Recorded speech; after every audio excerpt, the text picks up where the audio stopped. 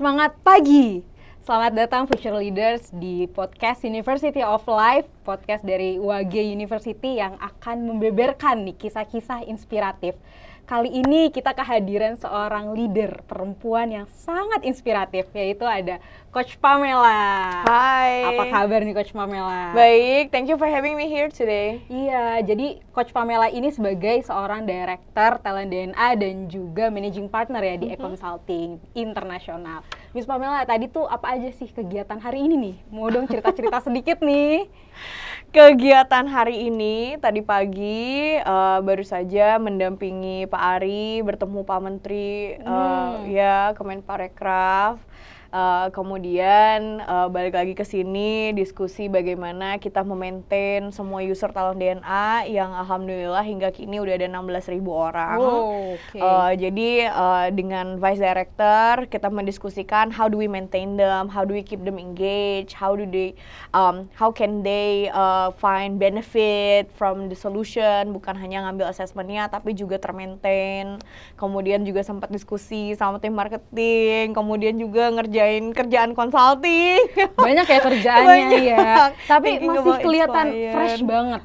Masih fresh banget, looks-nya juga sangat fresh. Ini kelihatan dari talenta apa nih kalau misalnya masih bajunya sore hari kayak gini, bajunya masih rapi, terus mukanya masih fresh.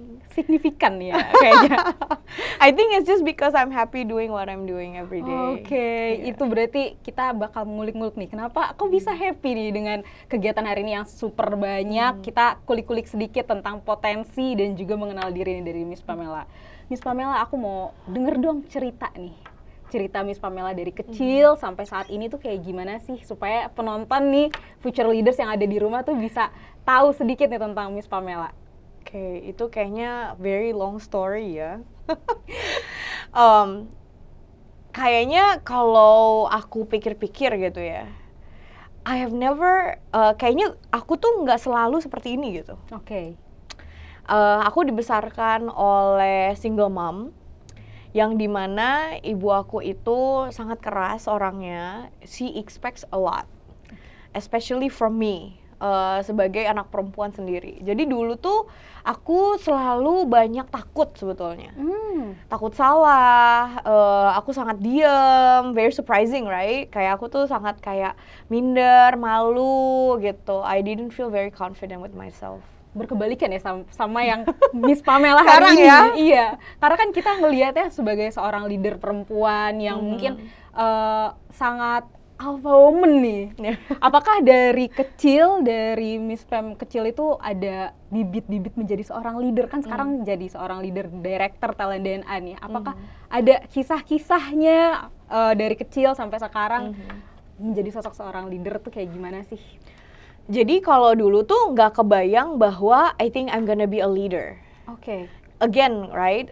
Kayak kalau aku mikirin dulu, aku tuh sangat pemalu gitu dan banyak takut. Dan sebetulnya kalau misalkan aku runutin nih, sekarang aku udah punya bekal kayak discovering yourself, discovering your potential, dan juga ini jadi salah satu prodinya di UAG ya, di mana kayak how each of the students really discover themselves, and I really love about that karena kayak aku ngebayangin dulu tuh aku nggak punya kesempatan itu. Aku tadi ya aku cerita aku dibesarkan oleh kayak single mom yang dimana ibu aku itu punya banyak ekspektasi, apalagi terhadap aku sebagai anak perempuan satu-satunya. And jadi dulu tuh aku selalu ngerasa kayaknya apapun yang aku lakukan tuh salah gitu. Apapun yang aku lakukan itu kurang. Dan ternyata ketika aku review kembali hari ini, mamaku tuh punya optimizer. Jadi apapun yang terjadi, she's never gonna be happy gitu, karena dia merasa bahwa we can do better, you can do so much better gitu. Yang dimana aku tuh orang yang signifikan, yang dimana kalau buat aku I don't wanna be compared with anybody else. Aku pengen menjadi seseorang yang authentic myself, yang dimana aku juga ingin semua orang menjadi otentik dirinya gitu. Yang pada saat itu kayaknya aku merasa terkungkung dan kayaknya kesalahpahaman itu tuh yang membelenggu aku. Yang makanya setiap langkah tuh aku merasa minder, aku merasa takut gitu ya. Itu pun menjadi outputnya dulu, ini share something very personal ya. aku pindah ke US itu sekitar umur 14 tahun. Oke. Jadi itu kalau di Indo SMP kelas 3, tapi kalau di US itu SMA kelas 1 karena di sana SMA-nya 4 tahun.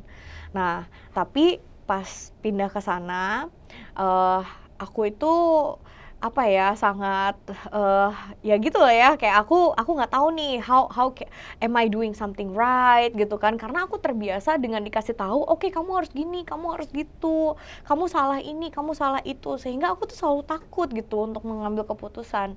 Dan salah satu outputnya adalah waktu aku SMA I was bullied a lot. Waktu pertama aku pindah ke US tuh itu sesuatu momen yang sangat sulit sebetulnya buat aku gitu ya, karena seberapapun aku kursus bahasa Inggris, ketika pas di sana itu tuh beda banget gitu. Ngobrol sama orang asli sana Iya, itu beda ya. kayak gini-gini beda banget, kayak wah, apa tuh yang gue pelajarin kemarin itu tuh kayak nggak tahu lah gitu, kayaknya nggak masuk gitu. Terus waktu pas ke sana yang terjadi adalah karena aku banyak ketakutan itu dulu gitu ya, karena ya sekarang aku baru paham itu adalah kesalahpahaman banyak orang tua sama anaknya. Orang tua inginnya anak itu sama kayak orang tuanya, yang ternyata aku baru discover sekarang ternyata orang tua dan anak itu ya beda gitu, and we just have to respect each other. Nah, banyak yang bully gitu, yang dimana aku inget banget kalau misalkan makan siang sendirian, pasti ada gerombolan cewek-cewek yang akan dorong aku supaya makanan aku jatuh. Karena gitu. kenapa? Apakah karena dari Asia atau Iya, gimana? bisa jadi sih. Karena dari Asia nggak bisa lancar juga ngomongnya, dan juga I'm a new person and just very different than them gitu ya. Yang dimana kalau buat mereka kan dari sekolah dasar tuh udah sama teman-teman yang sama, dan aku baru datang ketika SMA. Nah, sampai pada akhirnya I slowly have to push myself. Jadi situ tuh aku belajar sangat kegigihan. Yang aku lihat, oh root cause-nya ini karena aku nggak bisa bahasa Inggris nih gitu. Jadi I push myself gitu ya. Jadi kalau misalkan aku lihat di talent DNA aku sekarang, aku baru lihat, oh that's because I'm courageous. Sebetulnya aku berani gitu. Aku tahu di saat momen itu kayak I need to push myself beyond my comfort zone. Jadi sampai kayak tidur pun aku nyalain radio supaya aku terbiasa ngedengar bahasa Inggris. Kayak in every moment I didn't want to speak bahasa Indonesia gitu. Just because I wanna master this, so it doesn't happen to me like this gitu. Kayak ada tekad di aku nggak mau dibully terus-terusan gitu. Yang dimana sampai akhirnya aku punya teman aku orang Brazil, my best friend until today. And kalau ketemu teman aku itu pas pertama, dia pun cerita gitu kayak, tau gak sih kayak pas aku makan siangnya di toilet, kata dia. Oh my god. So even for her it was very hard gitu. Tapi ya dan sebetulnya di momen itu aku tuh sampai kayak depresi banget gitu, Nisa. Pulang dari sekolah, aku bisa tidur sepanjang siang sampai malam 4 jam gitu, terus bangun cuma buat ngerjain PR, tidur lagi. Just because I want the day to be over. Just so I can face tomorrow. Kayak pada saat itu aku nggak sadar bahwa aku lagi depresi gitu. Pada saat itu aku cuma ngerasanya gimana caranya aku bisa go through today. Dan kalau misalkan banyak anak-anak yang nge-barcode segala macem sekarang gitu, I've been through that. Karena pada saat itu yang aku rasain kayak bukan karena yang biasa asumsi orang-orang kayak oh cari perhatian kayak apa gitu ya. But I know how they feel. Sebetulnya pada saat itu kayak ngerasanya kayak numb aja sih. Kayak lo beneran gak ngerasain sedih, lo gak ngerasain seneng, you just feel numb and empty. Dan satu-satunya hal yang pengen lo rasa, yang bisa lo rasa adalah rasa sakit. Dan makanya pada saat itu, ya ketika nge-barcode itu, gitu ini eksplisit gitu ya, tapi mungkin ini bisa jadi pembelajaran buat banyak gitu. Adalah, I feel that I can feel that pain and it feels good. Jadi Pain itu feels sebagai good. ini ya, apa namanya? Painkiller, apa bahasanya apa ya? Kayak rasa sakit itu bagus dibanding nggak ngerasain apapun istilahnya. Oh, nyampe Jadi titik itu iya, ya. jadi yang aku cari adalah si rasa sakit gitu. Nah, pada momen itu gitu ya, I mean, it was a very hard time. yang sampai pada akhirnya kayak aku kuliah, aku ketemu orang yang beda-beda, aku punya mulai banyak teman, aku ketemu mentor. It is very important, I think, to have a mentor, you know, when you're still young. Pas kita masih muda gini punya mentor, akhirnya ada bisa sharing gitu ya. Dan di momen itu pelan-pelan aku kayak menemukan diri gitu. Menemukan diri yang dimana tapi harus melampaui banyak kegagalan gitu ya, yang dimana punya low self esteem lah, tadi depresi gitu ya, kayak selalu kalau ketemu orang lain ngerasa kayak kurang gitu ya, kayak I think I'm not good enough and I'm not making a contribution, dan ternyata aku significant gitu. I feel like I wanna make an impact but I feel aku ngerasa hopeless, aku ngerasa useless gitu. Nah jadi ini sebetulnya perjalanan yang membawa aku ke Talent DNA. Oh, oke.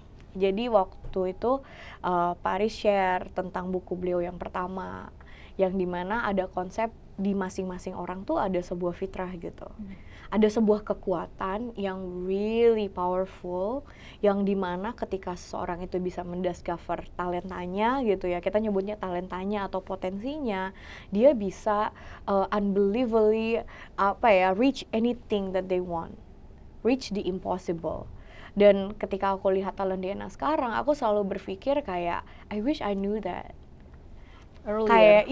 Kayak coba kalau aku tahu itu dulu gitu. Dan itu pun yang menjadi pendorong aku sekarang gitu ya, kayak menyebarkan Talent DNA gitu ya, selalu melulu sharing tentang apa sih kekuatan dari dalam diri seseorang. You don't have to be anyone else, you just have to be your best version, you know, just discover who you are and tackle that with tackle life, you know, with whatever God has given to you. Dan aku selalu setiap aku sharing tentang Talent DNA, aku selalu berpikir si Putri Pamela yang di momen itu gitu kan, yang dimana bisa aja ini ngebantu banyak anak-anak lain yang lagi ngarungin hal yang sama.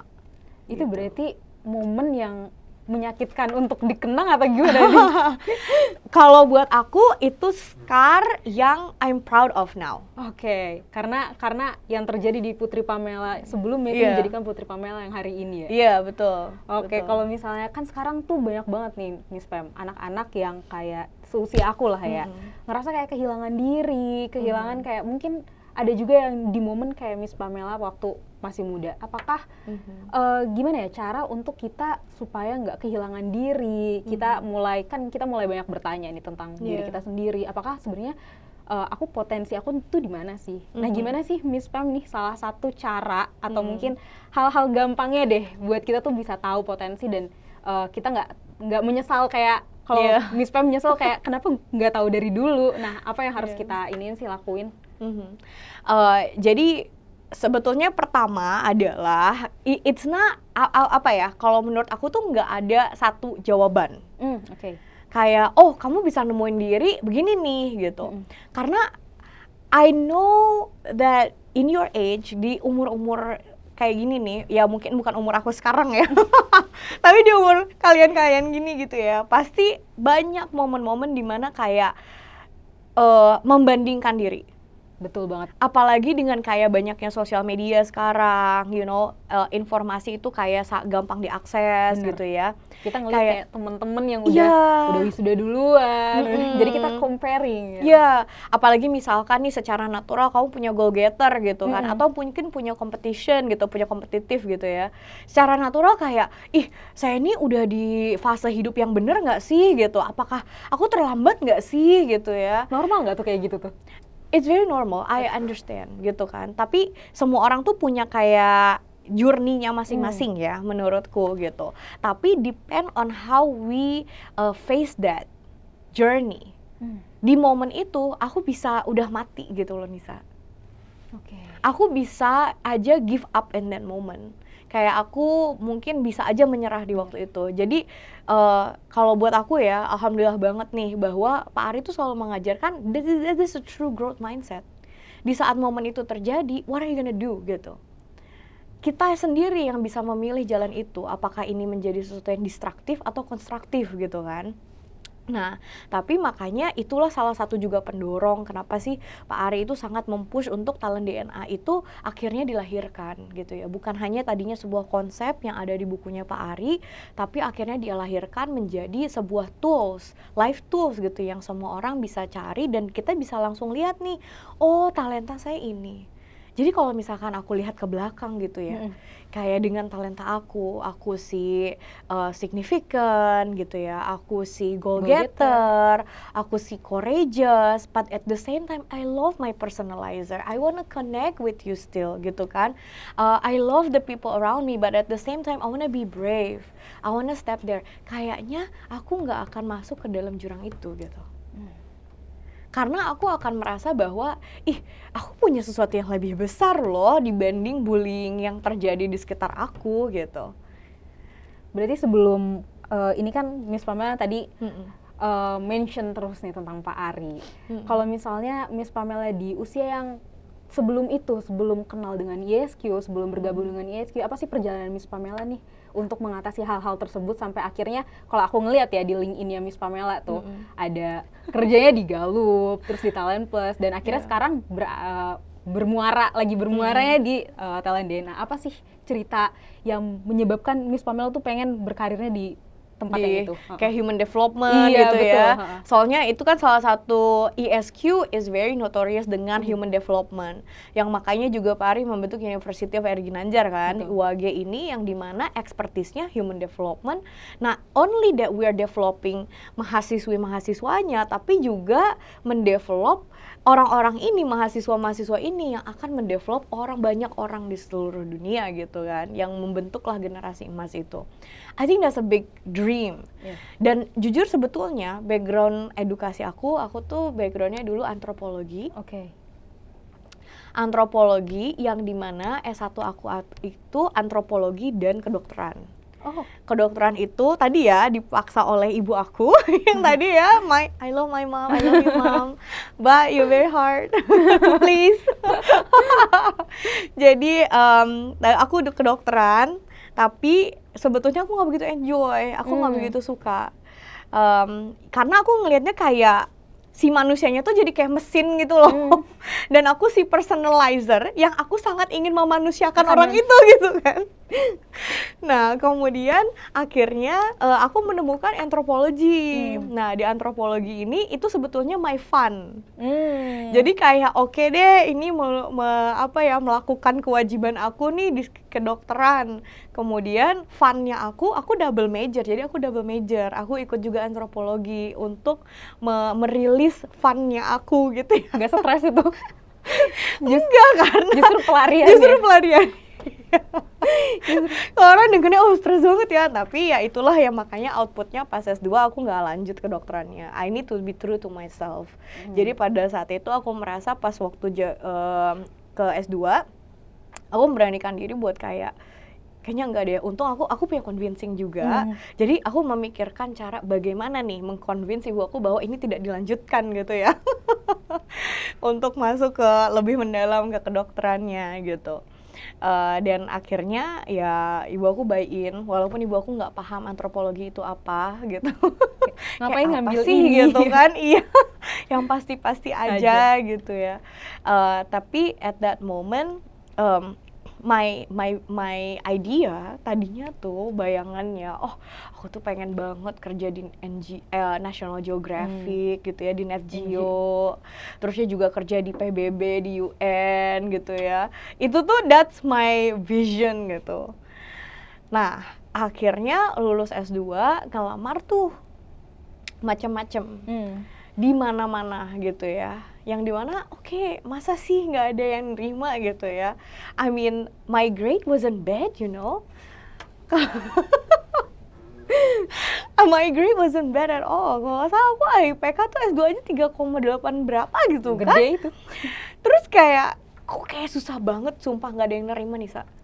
Aku ditolak, terus aku interview, terusnya udah nggak lanjut lagi, interview lagi nggak lanjut lagi, sampai pada akhirnya aku diterimanya oleh Gallup, yang dimana pada saat itu aku ngerasanya so out of my league lah kayaknya. Soalnya Gallup is very like global company, dan aku pikir pada saat itu aku kayaknya bakal ditugasin untuk World Poll nih, kan mereka melakukan polling kan, polling dunia gitu kalau di Gallup. Kayaknya aku bakal masuknya ke World Poll, dan turns out I wasn't put there. Yang dimana aku ditaruh adalah aku mulai di Learning and Development Consultant. Wow. Betul-betul berfokus di pada saat itu ya itu ngajar, facilitating how people discover themselves. Dan untungnya aku fleksibel, talent DNA aku fleksibel, dan pada saat itu aku merasa mungkin ini memang yang Allah sudah suratkan gitu ya. Kayak ini perjalanan yang harus aku arungi gitu. Yang dimana pada saat itu masuk deh ke Gallup dan berfokus di finding people's strengths. Kan dari tadi Miss Pam ini selalu mention si talent DNA. Apa sih yang bikin merubah talent DNA ini dapat merubah Miss Pamela untuk misinya Miss Pamela sendiri itu gimana sih? Kalau buat pribadi aku ya, jadi aku dilahirkan dari orang tua, ayah aku tuh Chinese.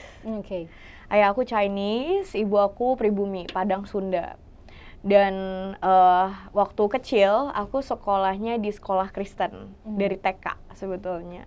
Dan pada saat itu aku selalu merasa aku tuh yang beda sendiri karena aku yang Muslim dan semua di sekolah itu tahu aku Muslim. Kemudian tapi kayak pagi sampai siang sekolah di sekolah Kristen, terus dari pas sore aku sekolah agama Islam. Pakai kerudung lah tuh, ya kan? Ini lucu-lucuan ya. Dulu tuh pas sekolah agama, sebel banget tuh, banyak banget yang ngeledekin, ih Cina pakai kerudung kayak gitu. Mohon maaf ya. Apalagi paginya sekolahnya sekolah Kristen. Nah, iya, jadi pada saat itu tuh aku selalu merasa kayak I'm always the odd one, kayak aku ngerasa aku yang selalu aneh sendirian gitu. Terus pas ke Amerika, kembali lagi tuh, makanya tadi yang aku ceritain ya ada bullying lah, aku ngerasa yang aneh sendiri, nggak ada tuh waktu itu di sekolah aku orang Indonesia. Itu nggak pernah kedenger kayaknya. Kayaknya kalau orang nanya dari mana, dari Indonesia, oh di mana itu, kayak gitu tuh. Taunya Bali. Kayak, kalian punya telepon nggak di sana, kayak gitu. Kalian punya jalan nggak gitu, kayak mereka benar-benar nggak tahu Indonesia itu di mana gitu ya. Dan jadi sepanjang hidup aku tuh merasa selalu aku yang berbeda sendirian. I'm always feeling that I'm different, I'm not good enough, like yang tadi aku ceritain ya. Kayak aku ngebandingin ke orang gitu ya, oh I'm not pretty enough, I'm not smart enough, I'm not eloquent enough gitu ya, I'm not kind enough gitu. I'm always pushing myself. Dan dulu sebelum aku tahu talent DNA, I'm very hard on myself karena aku different. Paham nggak, kayak aku merasanya karena aku beda, aku harus sama kayak mereka nih gitu, supaya aku di-accept di semua ekosistem itu gitu. Nah, ketika aku tahu talent DNA aku, disitulah aku mulai merasa I don't need to be anybody. Aku nggak harus jadi siapapun gitu. Aku cuma harus jadi diri aku sendiri aja. Yang dimana I need to be the best version of myself. Jadi itu switch my perspective. Yang dimana tadinya aku sangat menyalahkan diri, melihat diri itu paling buruk, paling jelek, paling kurang, sehingga itu langsung berubah tuh mindsetnya, yang dimana it's just me, that's me, I am myself gitu ya. I just need to try my best to be my best self in life gitu ya, make a great impact. Dan disitulah baru itu memunculkan misi aku pribadi, yang dimana kalau buat aku penting banget untuk kita semua jadi otentik diri kita. Dan itu yang aku inginkan juga gitu ya, bahwa setiap orang yang aku temuin, mereka bisa jadi otentik dirinya. Karena nggak ada yang salah untuk kamu jadi diri kamu sendiri gitu. It sounds very cheesy, but it's very powerful when you know true meaning of really being your authentic self gitu ya. Kayak bener-bener jadi diri lo sendiri gitu.